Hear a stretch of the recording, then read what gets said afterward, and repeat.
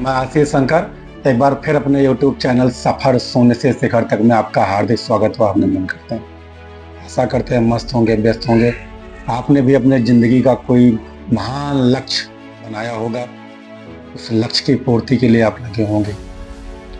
क्योंकि कहा जाता है कि जिस मनुष्य के जीवन में कोई लक्ष्य नहीं है उसका जीवन सचमुच शून्य है।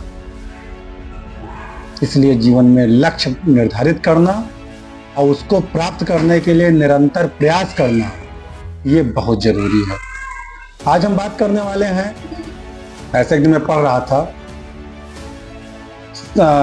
स्मृति मनुस्मृति एक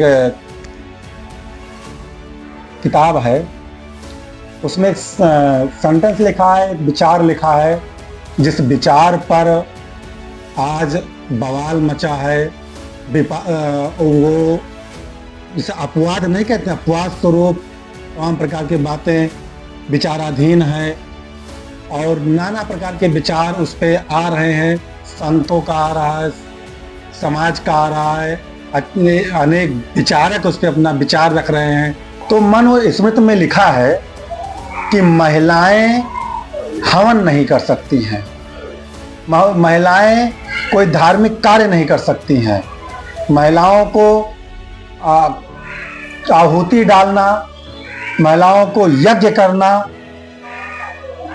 करने पर रोक है। अब इसी पे तमाम प्रकार के साधु संत, तमाम प्रकार के विचारक अपना विचार रखना कि यह गलत है। लेकिन मेरे विचार से अगर इसको पॉजिटिव सोचा जाता तो शायद ये बहुत सत्य बात लिखी है। अब सत्य क्या लिखी है? आखिर क्यों महिलाओं को आहुति देने में, महिलाओं को यज्ञ करने के लिए रोका गया? महिलाओं के लिए यज्ञ क्यों जरूरी है? क्यों करें महिलाएं यज्ञ? क्यों रोक दिया गया कि महिलाएं यज्ञ नहीं कर सकती हैं?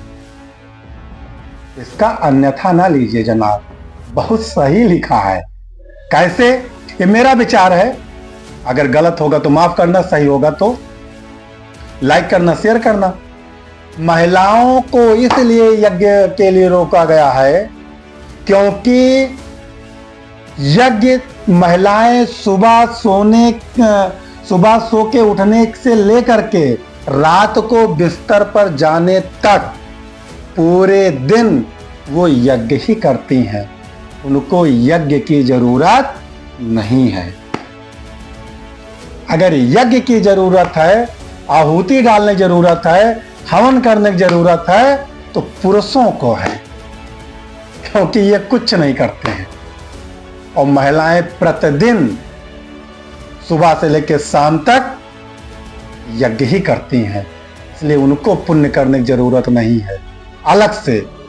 और पुरुषों के लिए यज्ञ बनाई गई है।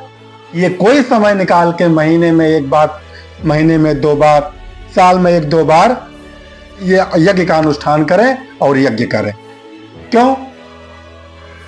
क्योंकि महिलाएं सो के उठी, बच्चों की सेवा करना यज्ञ है, पति की सेवा करना यज्ञ है, सास ससुर की सेवा करना यज्ञ है, इनको आहुति देना, आहुति मतलब भोजन, इनको नाश्ता बना के खिलाना।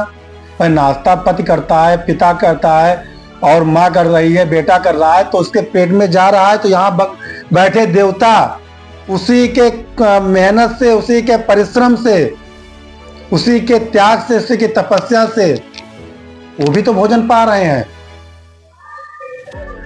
उनकी सेवा करना, ये सब आहुति जो एक एक निवाला उनका बच्चा खा रहा है, उनके पति खा रहे हैं, पिता खा रहे हैं, माता खा रहे हैं, ये सब यज्ञ ही तो है। सुबह से लेकर शाम तक महिलाएं जितना कार्य कर रही हैं नेक ईमानदारी से, वो सब यज्ञ है। तो उनको अलग से यज्ञ करने की जरूरत नहीं है। अब यहां प्रश्न उठता है, तो क्या वो घर की व्यवस्था पुरुष करते तो पुरुष यज्ञ नहीं करते हैं? करते हैं। कटाक्ष के लिए तो आप लोग बैठे ही हैं कि तर्क करेंगे। लेकिन खुद सोचिए एक बार कि जिस प्रकार से एक गृहिणी घर को व्यवस्थित करके, सुसज्जित करके और पूरे परिवार को व्यवस्थित रखती है। क्या पिता करता है? क्या पति करता है? क्या पुरुष करता है? नहीं करता है। इसलिए पुरुष को समय समय पर यज्ञ करने की जरूरत है। पुरुष को समय समय पर अनुष्ठान करने की जरूरत है।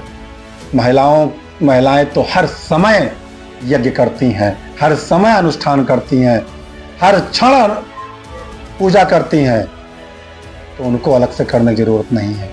इसलिए जो मनुस्मृति में लिखा है, साफ साफ लिखा है कि महिलाओं को अलग से यज्ञ करना, अनुष्ठान करने पर रोक है, वो सही है, उसको अन्यथा ना लीजिए। जय हिंद, जय भारत।